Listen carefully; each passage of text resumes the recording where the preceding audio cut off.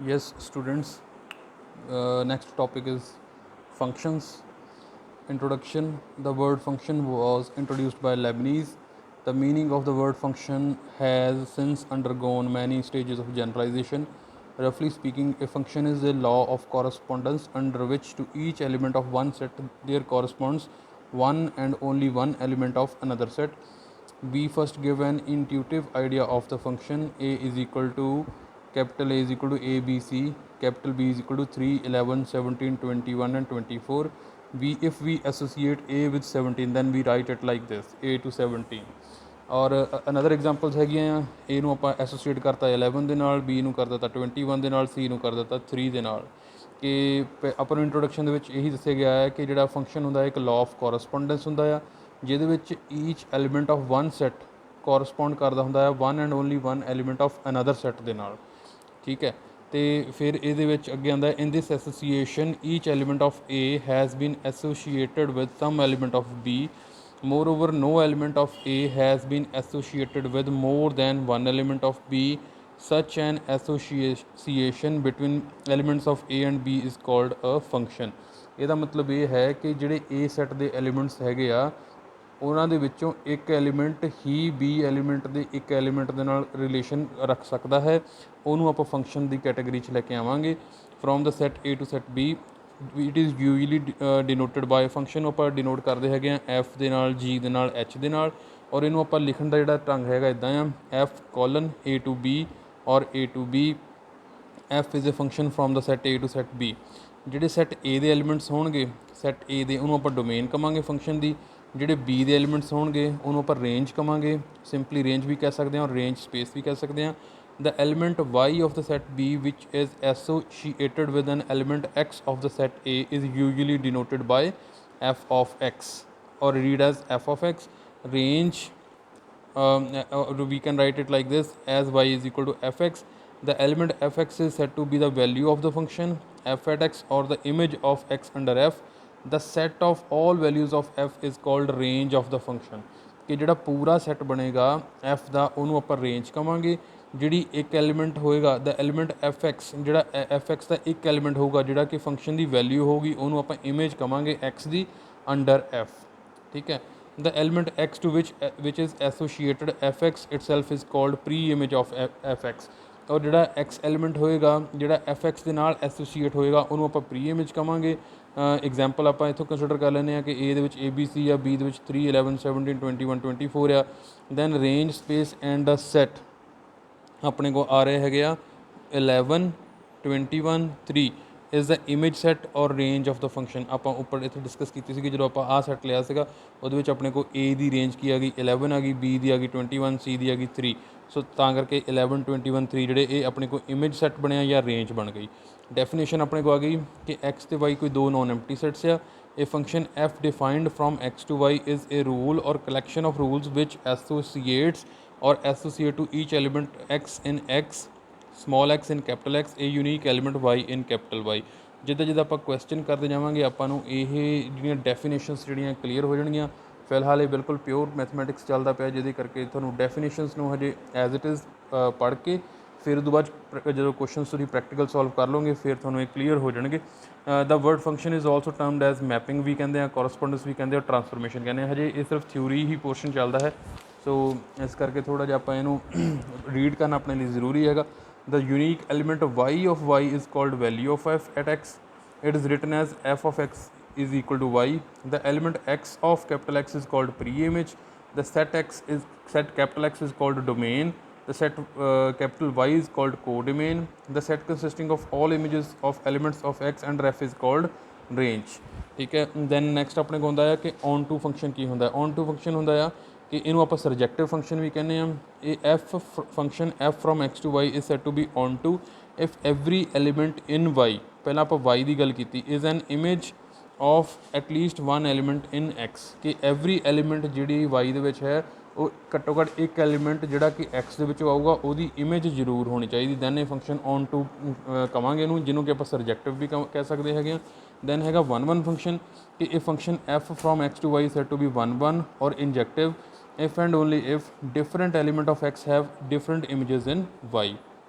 ये अपने को डायग्राम की हेल्प नाल शो किया है। तो 1-1 कॉरसपोंडेंस होंदी है, जे सरजैक्टिव भी हो तो इंजैक्टिव भी हो, फिर इन्हों आप 1-1 कॉरसपोंडेंस कहने। अपने को डिफरेंट होर फंक्शनस के नेम है, ये आप लेटर ऑन डिस्कस करांगे। हुण आप मूव ऑन करते हैं एक्सरसाइज 2.2 के उपर, NCERT एक्सरसाइज 2.2 एक्सरसाइज अपन फर्स्ट क्वेश्चन दिता है कि ए अपने को सैट है 1 2 3 up to so on 14। Define a relation R from A to A. आप कोई डिफाइन कर दें कि relation R from A to A by R x y is 3x minus y equal to 0 where x y belongs to A. Write down its domain codomain and range. आप domain codomain and range लिखनी हैगी। देखते आप question कितना करना है। First question अपने को है कि अपने को ए सैट हैगा 1 2 3 up to so on 14। Relation हैगा x y 3x minus y is equal to 0 where x y belongs to A. ਜਿਹੜਾ ਆ ਪਹਿਲੀ ਐਂਟਰੀ ਆ ਇਹ ਵੀ ए ਨੂੰ ਬਿਲੋਂਗ ਕਰਦੀ ਆ, ਜਿਹੜੀ y ਹੈਗੀ ਉਹ ਵੀ a ਨੂੰ ਬਿਲੋਂਗ ਕਰਦੀ ਆ। ਆਪਾਂ ਨੂੰ ਰਿਲੇਸ਼ਨ ਆ ਦੇ ਦਿੱਤਾ ਗਿਆ 3x minus Y equal to 0। ਇਹਦਾ ਕੀ ਮੀਨਿੰਗ ਹੈਗਾ, ਜਦੋਂ ਆਪਾਂ 3x minus Y equal to 0 relation ਲੈ ਕੇ ਆਉਂਦੇ ਪਏ ਆ ਤਾਂ x ਦੀ ਵੈਲਿਊ ਕਿਹਦੇ ਵਿੱਚੋਂ ਆਪਾਂ a 'ਚ ਹੀ ਲੈਣੀ, x ਦੀ ਵੈਲਿਊ 1 ਲੈਣੀ ਇਸ ਢੰਗ ਦੇ ਨਾਲ ਹੈਗੀ x ਦੀ ਵੈਲਿਊ 1 ਕਿ ਔਰ y ਉਹਦੇ ਨਾਲ ਆਪਾਂ y ਇਕੁਅਲ ਟੂ ਇਸ ਤਰ੍ਹਾਂ ਪਿਕ ਕਰਨਾ ਕਿ ਆਪਣਾ ਰਿਲੇਸ਼ਨ ਇਹ ਜਸਟੀਫਾਈ ਹੋਵੇ। ਹੁਣ ਜੇ x ਦੀ ਵੈਲਿਊ ਤੁਸੀਂ 1 ਲੈਂਦੇ ਆ ਤਾਂ y ਦੀ ਵੈਲਿਊ ਵੀ ਤਾਂ 3 ਹੀ ਲੈਣੀ ਪਏਗੀ। ਜਦੋਂ ਆਪਾਂ ਵੈਲਿਊਜ਼ ਇੱਥੇ ਫਿਲ ਕਰਾਂਗੇ ਤਾਂ ਆਪਣੇ को आ गया 3 multiply by 1 minus 3 is equal to 3 minus 3 equal to 0। So अपने को पहले जो ऑर्डर्ड पेयर बनया, जो रिलेशन बनया वो आ बन गया 1 3 ਨੂੰ ਆਪਾਂ ਇੱਦਾਂ ਵੀ ਲਿਖ ਸਕਦੇ ਹਾਂ 1 इज़ रिलेटेड टू 3 ਜਿੱਦਾਂ ਕਿ ਆਪਾਂ ਪਹਿਲਾਂ ਸ਼ੁਰੂ ਟੌਪਿਕ 'ਚ ਕੀਤਾ ਸੀਗਾ ਇਹ। ਦੈਨ ਹੁਣ x ਦੀ ਵੈਲਿਊ ਜੇ ਆਪਾਂ 2 ਲਵਾਂਗੇ ਤਾਂ y ਦੀ ਵੈਲਿਊ ਆਪਾਂ ਨੂੰ ਕੀ ਲੈਣੀ ਪਏਗੀ 6 ਲੈਣੀ ਪਏਗੀ। 3 multiply by 2 minus 6 6 minus 6 equal to 0। ਆਪਣੇ ਕੋਲ ਸੈਕੰਡ ਆਰਡਰਡ ਪੇਅਰ ਕੀ ਆ ਗਿਆ 2,6 ਜਿਹਨੂੰ ਆਪਾਂ 2 ਰਿਲੇਟਡ ਟੂ 6 ਵੀ ਲਿਖ ਸਕਦੇ ਹੈਗੇ ਆ, ਜਿਹੜਾ ਕਿ ਆਪਣੇ ਰਿਲੇਸ਼ਨ ਨੂੰ ਜਸਟੀਫਾਈ ਕਰ ਰਿਹਾ ਹੈ। x equal to 3 y equal to 9 3 multiply by 3 minus 9 equal to 0 9 minus 9 equal to 0 3,9 अपने को ये ऑर्डर पेयर बन गया 3 इज़ रिलेटेड टू 9 हो गया। Then 4 12 3 multiply by 4 minus 12 equal to 0 12 minus 12 equal to 0 4 12 अपने को चौथा ऑर्डर्ड पेयर बन गया। अपने को 4 ऑर्डर्ड पेयर बन गए 1 3 2 6 3 9 4 12 ਜਿਹੜੇ ਕਿ ਇਸ ਰਿਲੇਸ਼ਨ ਨੂੰ ਜਿਹੜਾ ਆਪਾਂ ਨੂੰ ਗਿਵਨ ਸੀਗਾ ਸੈਟ ਬਿਲਡਰ ਫਾਰਮ ਦੇ ਵਿੱਚ ਰਿਲੇਸ਼ਨ ਦੇ ਵਿੱਚ ਉਹ ਉਹਨੂੰ ਇਹ ਜਸਟੀਫਾਈ ਕਰ ਰਹੇ ਹੈਗੇ ਆ। ਦੈਨ ਆਪਣੇ ਕੋ ਆ ਗਿਆ ਰਿਲੇਸ਼ਨ ਬਣ ਗਿਆ 1 3 2 6 3 9 4 12 ਇਹ ਆਪਾਂ ਰੋਸਟਰ ਫਾਰਮ ਬਣਾ ਲਈ। ਹੁਣ ਆਪਾਂ ਨੂੰ ਉਹਨਾਂ ਨੂੰ ਪੁੱਛਿਆ ਕਿ ਤੁਸੀਂ ਡੋਮੇਨ ਲਿਖੋ। ਡੋਮੇਨ ਹੁੰਦੀ ਆ ਫਸਟ ਐਂਟਰੀਜ਼ 1 2 3 4 ਇਹ ਆਪਣੇ ਕੋਲ ਡੋਮੇਨ ਆ ਗਈ। ਆਪਾਂ ਪੜ੍ਹਿਆ ਸੀਗਾ ਕਿ ਡੋਮੇਨ ਜਿਹੜੀ ਹੁੰਦੀ ਆ ਫਸਟ ਕੰਪੋਨੈਂਟ ਹੁੰਦੀ ਆ ਆਰਡਰਡ ਪੇਅਰ ਦਾ। ਰੇਂਜ ਹੁੰਦੀ ਆ 3 6 9 12 3 6 9 12। ਹੁਣ ਕੋਡਮੇਨ ਕੀ ਹੋਏਗੀ, ਜਿਹੜੀ ਕੋਡਮੇਨ ਹੁੰਦੀ ਆ ਜਿਹੜਾ ਕਿ ਤੁਹਾਨੂੰ ਸੈੱਟ ਦਿੱਤਾ ਹੁੰਦਾ ਆ ਕੋਡਮੇਨ ਸੈੱਟ ਇਹ ਆਪਣੇ ਕੋਲ ਕੋਡਮੇਨ ਹੁੰਦੀ ਆ। ਡੋਮੇਨ ਰੇਂਜ ਆਪਾਂ ਕੋਡਮੇਨ ਇਸ ਤਰੀਕੇ ਨਾਲ ਫਾਈਂਡ ਆਊਟ ਕਰ ਦਿੱਤੀ। ਇਹਦੇ ਵਿੱਚ ਇੰਨਾ ਹੀ ਸੀਗਾ। ਜੇ ਤੁਸੀਂ ਧਿਆਨ ਨਾਲ ਦੇਖੋਗੇ ਤਾਂ ਤੁਹਾਨੂੰ ਇਸ ਤੋਂ ਦੇਖ ਕੇ ਸਮਝ ਆ ਜਾਏਗਾ ਕਿ ਇਹ ਫੰਕਸ਼ਨ ਜਿਹੜਾ ਆ 1 1 ਹੈ ਕਿਉਂਕਿ ਹਰ ਐਂਟਰੀ ਦੀ ਜਿਹੜੀ ਡਿਫਰੈਂਟ ਇਮੇਜ ਹੈ। ਦੈਨ ਆਪਣੇ ਕੋਲ ਸੈਕੰਡ ਕੁਐਸਚਨ ਆ ਰਿਹਾ ਹੈ define A relation. Define a relation R on the set n of natural numbers by this R is equal to xy, y is equal to x plus 5, x is a natural number less than 4। ਆਪਾਂ ਨੂੰ ਇੱਥੇ condition ਵੀ ਦੱਸਦੀ ਆ ਕਿ ਜਿਹੜੀ x ਦੀ value ਹੈਗੀ ਆ ਉਹ 1 2 3 ਹੀ ਰਹੇਗੀ ਕਿਉਂਕਿ ਕੰਡੀਸ਼ਨ ਕਹਿੰਦੀ ਆ ਕਿ ਇੱਕ ਤਾਂ ਨੈਚੁਰਲ ਨੰਬਰ ਹੈ, ਦੂਜੀ ਉਹ 4 ਤੋਂ ਘੱਟ ਹੈ। तो इस करके अपन रिलेशन जोड़ा ये आप लेके चलेंगे। हुण कितना इस क्वेश्चन स्टार्ट करते हैं कि एक्स की वैल्यू हैगी 1 2 3 वो corresponding y is equal to x plus 5 के अकॉर्डिंगली अपने को पहला ऑर्डर पेयर आ गया 1 तो 6। जो एक्स की वैल्यू 1 है वाई की वैल्यू आ गई 1 प्लस 5 6 1 तो 6। एक्स की वैल्यू 2 है वाई की वैल्यू होगी 2 प्लस 5 7। दूजा ऑर्डर पेयर 2 7 बन गया। फिर जो एक्स की वैल्यू 3 है Y is equal to 3 plus 5 8 अपने को आ गया 3 8। अपने को रिलेशन की बन गया 1 6 2 7 3 8। ਹੁਣ ਐਂਟਰੀਜ਼ ਜਿਹੜੀਆਂ ਪਹਿਲੀਆਂ ਆਪਾਂ ਪਿਕ ਕਰ ਲਾਂਗੇ 1 2 3 ਇਹ ਆਪਣੇ ਕੋਲ ਡੋਮੇਨ ਬਣ ਗਈ। ਰੇਂਜ ਆ ਗਈ 6 7 8 6 7 8। ਆਪਾਂ ਨੂੰ ਡੋਮੇਨ ਤੇ ਰੇਂਜ ਕੈਲਕੂਲੇਟ ਕਰਨ ਲਈ ਕਿਹਾ ਸੀਗਾ। ਇੱਥੇ ਆਪਣੀ ਕੋਡਮੇਨ ਦੇ ਨਾਲ ਕੋਈ ਵੀ ਗੱਲ ਨਹੀਂ ਹੈ, ਇਸ ਕਰਕੇ ਆਪਾਂ ਸਿਰਫ ਡੋਮੇਨ ਤੇ ਰੇਂਜ ਤੱਕ ਹੀ ਆਪਾਂ ਰੱਖਾਂਗੇ। ਡੋਮੇਨ ਤੇ ਰੇਂਜ ਆਪਾਂ ਕੈਲਕੂਲੇਟ ਕਰ ਲਈ। ਨੈਕਸਟ ਆਪਣੇ ਕੋਲ ਥਰਡ ਕੁਐਸਚਨ ਹੈ ਇਹ ਆਪਾਂ ਨੂੰ ਸੈੱਟ ਦਿੱਤਾ ਹੈ 1 2 3 5 बी है 4 6 9। आप एक रिलेशन इस तरह डिफाइन करना है बनाना है R is equal to 1 Y the difference between X and Y order वे एक्स जोड़े ए चो आऊगे एलीमेंट्स वाई जोड़े आ बी चो आऊगे। Write R in roster form आप इन्हू रोस्टर फॉर्म के भी लिखना है। तो ये अपने को हुण पहला आ गया जोड़ा रिलेशन है आर इज इक्वल टू हुण पहला एलीमेंट अपने को आ गया 1 4 चाहे नैगेटिव ऑड चाहे पॉजिटिव ऑड। अपन ऑड क्या है difference between X and Y is odd. 1 तो 4 का डिफरेंस किया गया -3। दैन अपने को नैक्सट एलिमेंट आ गया 1 तो 6 1 तो 6 दैन 2 9 3 4 5 4 5 6। ये सारिया एंट्रीज़ के जो डिफरेंस है वो ऑड आता है। सो इस करके ਇਹਦਾ ਆਂਸਰ ਆਪਣੇ ਕੋ ਆਰ ਬਣ ਗਈ ਰੋਸਟਰ ਫਾਰਮ 141629345456 ਇਹ ਆਪਣੇ ਕੋ ਇਹਦਾ ਆਂਸਰ ਬਣ ਗਿਆ। Then question number 4th is, ਜੇ ਆਪਾਂ ज़्यादा ਸਪੈਸੀਫਿਕਲੀ ਇਸ ਕੁਐਸਚਨ ਨੂੰ ਕਰਦੇ ਹੈਗੇ, ਇੱਕ ਵਾਰੀ ਆਪਾਂ ਇਹਨੂੰ ਫਿਰ ਦੇਖ ਲੈਂਦੇ ਹਾਂ। ਵੈਸੇ ਆਪਾਂ ਨੂੰ ਇਹਦਾ ਆਂਸਰ ਆ ਬਣਾਇਆ ਗਿਆ ਹੈ, ਬਟ ਇਹਦਾ ਆਂਸਰ ज़्यादा ਬਣਨ ਦੇ ਜਿਹੜੇ ਚਾਂਸਿਸ ਹੈਗੇ ਆ ਉਹ ਹੈਗੇ ਆ, ਕਿਉਂਕਿ ਆਪਾਂ ਨੂੰ ਇੱਥੇ 1 ਦੇ ਦਿੱਤਾ ਗਿਆ ਹੈ। ਜਾਂ ਤਾਂ ਇੱਥੇ ਹੁੰਦਾ ਆਪਣੇ ਕੋਲ ਇੱਥੇ 1 ਦੀ ਜਗ੍ਹਾ 'ਤੇ x ਹੁੰਦਾ, ਫਿਰ ਤਾਂ ਆਪਾਂ ਨੂੰ ਰਿਲੇਸ਼ਨ ਇਹੀ ਲੈ ਕੇ ਚੱਲਣਾ ਚਾਹੀਦਾ ਸੀਗਾ। ਜੇ ਆਪਣੇ ਕੋਲ ਰਿਲੇਸ਼ਨ ਹੁੰਦਾ r = xy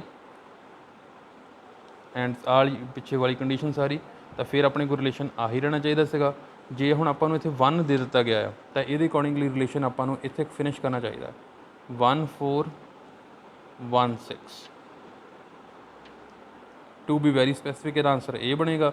ਜੇ XY ਲੈ ਕੇ ਚੱਲਣਾ ਤਾਂ ਫਿਰ ਆਪਣੇ ਕੋਲ ਰਿਲੇਸ਼ਨ ਆ ਬਣੇਗਾ। ਨੈਕਸਟ ਆਪਣੇ ਕੋਲ ਕੁਐਸਚਨ ਹੈ ਨੰਬਰ 4th ਕੁਐਸਚਨ ਦੇ ਵਿੱਚ figure given below shows the relationship between P and Q। ਆਪਣੇ ਕੋਲ P ਸੈੱਟ ਹੈ, Q ਸੈੱਟ ਹੈ। Write the relation in set builder form, roster form, domain ਤੇ ਰੇਂਜ ਵੀ ਕੈਲਕੂਲੇਟ ਕਰਕੇ ਦੱਸੋ।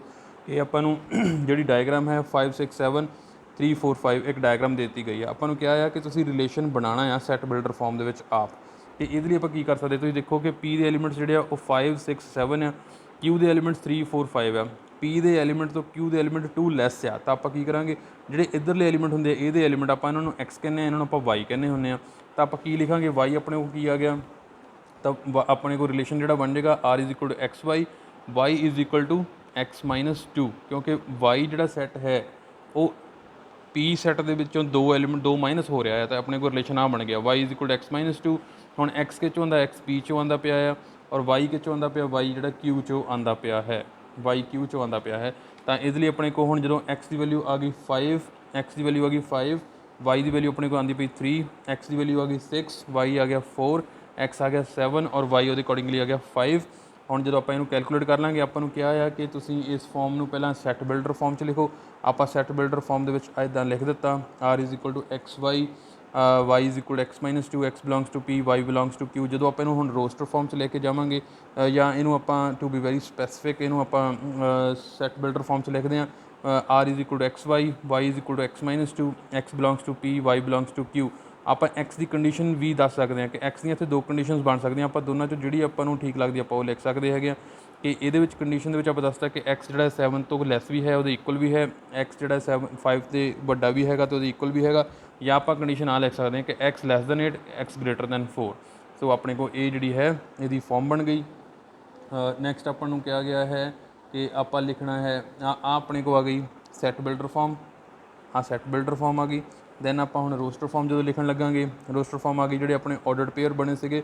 ਪਹਿਲਾਂ ਆਪਣੇ ਕੋਲ ਆ ਗਿਆ 5 3 6 4 7 5। ਹੁਣ ਇਹਦੇ ਕੋਰਸਪੋਂਡਿੰਗ ਆਪਾਂ ਡੋਮੇਨ ਲਿਖ ਦਾਂਗੇ 5 6 7 ਔਰ ਰੇਂਜ ਲਿਖ ਦਾਂਗੇ 3 4 5। ਇਹ ਆਪਣੇ ਕੋਲ ਰੇਂਜ ਆ ਗਈ। ਨੈਕਸਟ ਆਪਣੇ ਕੋਲ 5th ਕੁਐਸਚਨ, ਰਾਈਟ ਦਾ ਰਿਲੇਸ਼ਨ। ਆਪਣੇ ਕੁਐਸਚਨ ਹੈ x³ X is a prime less than 10। ਹੁਣ ਜਿਹੜੇ x prime number less than 10, ਵੈਸੇ ਤੁਹਾਨੂੰ ਇਹ ਪੌਜ਼ ਕਰਕੇ ਵੀਡੀਓ ਲਿਖਣੀ ਚਾਹੀਦੀ ਹੈ ਕਿ ਪ੍ਰਾਈਮ ਨੰਬਰਸ ਲੈਸ ਦੈਨ 10 ਕਿਹੜੇ ਹੋਊਗੇ। x ਦੀ ਵੈਲਿਊ ਆ ਗਈ 2 3 5 7। ਹੁਣ ਉਹਦੇ ਅਕੋਰਡਿੰਗਲੀ ਆਪਾਂ ਰਿਲੇਸ਼ਨ ਬਣਾਉਣਾ ਹੈਗਾ। ਜਦੋਂ x ਦੀ ਵੈਲਿਊ 2 ਹੈ, y ਦੀ ਵੈਲਿਊ 8 ਆ ਗਈ, x ਦੀ 3 ਹੈ, y ਦੀ ਵੈਲਿਊ 27, x 5, y ਦੀ ਵੈਲਿਊ 125, x 7, y³ ਦੀ ਵੈਲਿਊ 343, x³ y³ ਆਪ ਸਾਰਿਆਂ ਦੀ ਵੈਲਿਊਜ਼ ਕੱਢ ਲਈਆਂ। ਦੈਨ ਉਹਦੇ ਅਕੋਰਡਿੰਗਲੀ ਆਪਣੇ ਕੋਲ ਰਿਲੇਸ਼ਨ ਕੀ ਬਣ ਗਿਆ 2 8 327 5 125 7 343। ਇਹ ਆਪਣੇ ਕੋਲ ਰਿਲੇਸ਼ਨ ਫਾਰਮ ਹੋ ਗਿਆ। ਆਪਾਂ ਨੂੰ ਰਿਲੇਸ਼ਨ ਫਾਰਮ ਕਰਨ ਲਈ ਕਿਹਾ ਗਿਆ ਸੀਗਾ, ਜੇ ਡੋਮੇਨ ਕੈਲਕੂਲੇਟ ਕਰਨ ਲਈ ਕਹਿੰਦੇ ਆਪਣੇ ਕੋਲ 2 3 5 7, ਰੇਂਜ ਆ ਜਾਣੀ ਸੀਗੀ 8 27 125 ਅਤੇ 343। ਨੈਕਸਟ ਕੁਐਸਚਨ ਨੰਬਰ ਆਪਣੇ ਕੋਲ ਹੈ 6th ਕੁਐਸਚਨ ਦੀ ਸਟੇਟਮੈਂਟ ਹੈ ਕਿ A = ਆਪਣੇ ਕੋਲ ਸੈੱਟ ਹੈ XYZ ਔਰ B ਹੈ 1 2। ਅਤੇ ਆਪਾਂ ਨੂੰ ਪੁੱਛਿਆ ਗਿਆ ਕਿ number of relation from A into B ਕਿੰਨੇ ਬਣਨਗੇ। ਨੰਬਰ ਆਫ ਐਲੀਮੈਂਟਸ A ਦੇ ਕਿੰਨੇ ਹੈਗੇ 3, B ਦੇ ਕਿੰਨੇ ਹੈਗੇ ਆ 2 ਹੈਗੇ ਆ। ਅਤੇ ਨੰਬਰ ਆਫ ਐਲੀਮੈਂਟਸ ਇਹਨਾਂ ਦੀ ਕਾਰਟੀਜਨ ਪ੍ਰੋਡਕਟ ਦੇ ਕਿੰਨੇ ਬਣਨਗੇ 3 × 2 6 ਹੋ ਜਾਣਗੇ। ਅਤੇ ਨੰਬਰ ਆਫ ਸਬਸੈਟਸ ਇਹਦੇ ਕਿੰਨੇ ਬਣ ਜਾਣਗੇ, ਨੰਬਰ ਆਫ ਸਬਸੈਟਸ ਇਹਦੇ ਆ ਗਏ 2 ਦੀ ਪਾਵਰ 6। ਆਪਾਂ ਪੜ੍ਹਿਆ ਹੈ ਕਿ ਨੰਬਰ ਆਫ ਸਬਸੈਟਸ ਕੈਲਕੂਲੇਟ ਕਰਨ ਦਾ ਫਾਰਮੂਲਾ ਕੀ ਹੁੰਦਾ ਹੈ 2 ਦੀ ਪਾਵਰ n। ਜਿੰਨੇ ਆਪਣੇ ਕੋਲ ਐਲੀਮੈਂਟਸ ਬਣੇ 2 ਦੀ ਪਾਵਰ 6 ਔਰ ਜਿੰਨੇ ਨੰਬਰ ਆਫ ਸਬਸੈਟਸ ਹੁੰਦੇ ਉਨੇ ਹੀ ਨੰਬਰ ਆਫ ਰਿਲੇਸ਼ਨ ਹੁੰਦੇ ਆ। ਆਪਣੇ ਕੋਲ ਆ ਗਿਆ 2 ਦੀ ਪਾਵਰ 6।